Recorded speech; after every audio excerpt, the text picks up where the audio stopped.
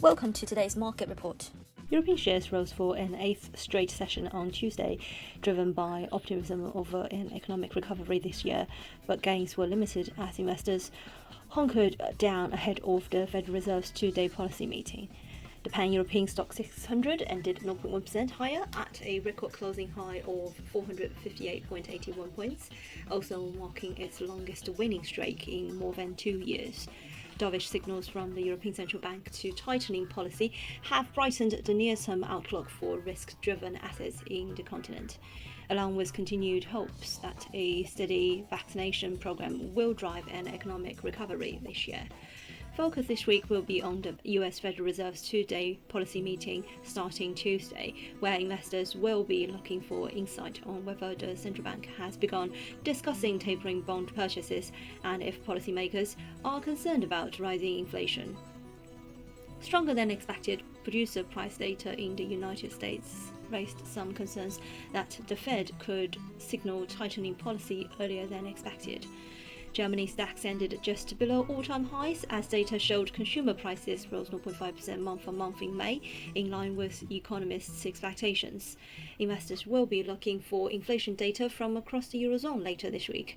Insurance stocks were among the best-performing sectors for the day, while basic resources stocks tumbled, tracking a drop in base metal prices.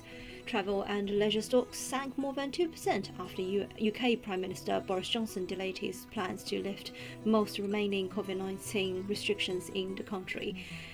FTSE 100 gained 0.4% nevertheless, as the UK posted a record jump in the number of employees on companies' payrolls in May as COVID-19 restrictions eased. CAC 40 gained 0.35% to hit a new 5-year high, while the SBF 120 index gained 0.25%. Crude oil for delivery in July rose 1.14% to hit $71.69 per barrel. Brent rose 1% to trade at $37.59 per barrel. Gold futures was down 0.48% at $1,856.95 per ounce. On the FX front, cable has advanced above 141 after the UK reported a low unemployment rate of 4.7% as expected, and a sharp 92.6k fall in jobless claims, much better than the forecast number of 25k. Average earnings also surprised to the upside with a printed figure of 5.6, higher than the forecast 4.9%, as wages are higher as well. Earlier, sterling suffered from the reopening delay and the Brexit uncertainty.